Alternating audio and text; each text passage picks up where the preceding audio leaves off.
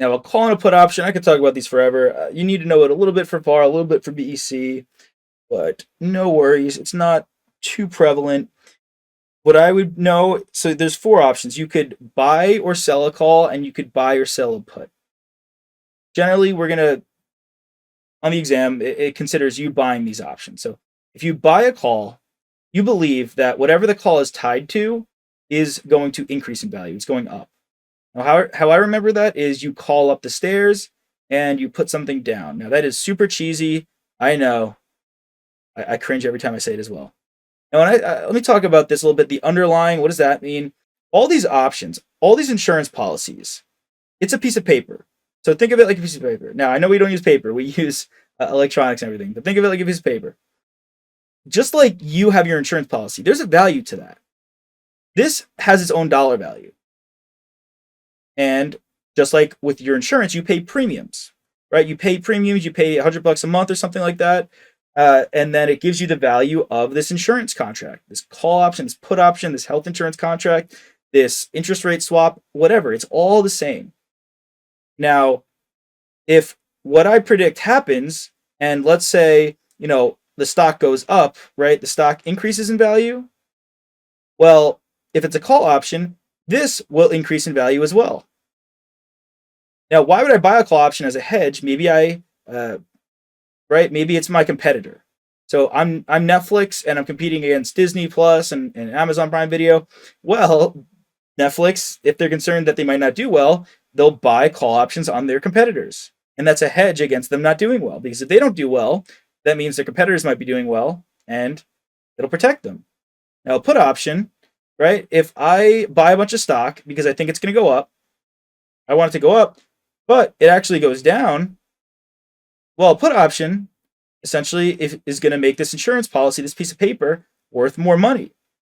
Because, and now I'm getting into it, for example, put option, in order to actually enact this, now, you don't need to know this for the exam, it's just general knowledge, which will help you remember what it is and how it works.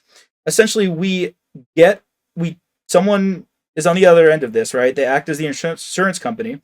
They give us all their stock in that company. We sell it today. So maybe we sell it all today for $1,000. And let's say in a week it expires. Now it's only worth, $500. It halved in value. Well, you now only have to buy back $500 worth of stock because it went down, and you get to keep the extra $500. There's your put option. Now, keep in mind, if it goes up, if the price of the stock goes up, you have to buy back the shares at a more expensive price. And all the while, buying these, like I said, you got to pay premiums, just like you pay premiums on your car insurance or on your health insurance. That is what happens, right? So, similar situation with a call option. Yeah, and like more for your knowledge, like kind of how it works. You really don't need to know how to do any of that. No worries. Just be familiar. That's what's happening. Any of these options, any of these hedges, they're just a piece of paper. That's what you're talking about here. They help you with your operations. And that's what we're talking about generally with this in BEC. We're using these as hedges for our operations, not necessarily to make money from crazy stock trades or anything. Just something to hear, right? Like this is something to memorize. I'm not going to get into why you would buy or sell a put or a call versus the other option is for. Technically, like I said, you can buy or sell either a put or a call. I would just memorize, right, what you would do if you're bullish on something or bearish on something. Same with the airline. If I am an airline and the risk to my airline is that the price of oil goes up, because now I have to buy barrels of oil much more expensively. And well, how do I hedge against that? I buy call options on the price of a barrel of oil. Now, I don't have to. This is the option right here. This is my oil. Now, if it's an insurance policy, I'm paying premiums on it just like you pay premiums on your car insurance. If oil never goes up in price too much and you're fine with how things are going, then yeah, you just keep paying premiums just like an insurance policy and you're good. You never exercise the option, you're good. But let's say the price of oil skyrockets and all of a sudden it's incredibly expensive for your airline to operate.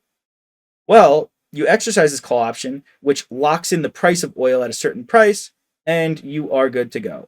The call option agrees and sets in on a price for you to buy it at. So, for example, the call option, going back to stock, someone else enters into the agreement with you and sells you this call option. Now, that person has to buy the stock at a certain price. So you lock in buying a stock at, let's say, $65. And if it goes up to $80, you get to buy a bunch of stock from this person at $65, and then you go and sell it on the open market for $80. Now, if you're an airline, you're not going to buy and sell oil. You're just going to buy the oil to use it at the locked in price of $65. And if the price of the stock or the oil goes down, well, if you're the airline, you're not going to exercise. You're just going to keep buying at the market price. And if you're an investor doing these trades, right, dealing with stocks, then are your SOL, and you just keep paying that. You paid that premium, and that's all that happens. You lose your money. But no worries there. There's a lot more to go on about, not relevant to the exam. Keep in mind the oil example with the airlines. That's very much more applicable to our business exam as we've got here. Great concepts. Let's keep moving along. Hey there. Are you ready to not only pass your CPA exams, but truly understand and enjoy the material while studying? I know it seems impossible, right? Especially to enjoy the material? We'll do it together. Tap into the power of CPA.examprep.ai, where we've got personalized quizzes, multiple choice questions, memorization guides, flashcards, simulations, all tailored to your learning. Our adaptive study planning puts you on the fastest path to success and lifts you back up if you fall behind. Avoid wasting your precious time and money attempting an exam with a low chance of passing, because who wants that? We want to get you through this process as quick as possible. Our exam readiness prediction lets you walk in with confidence, knowing that you're prepared for success on exam day.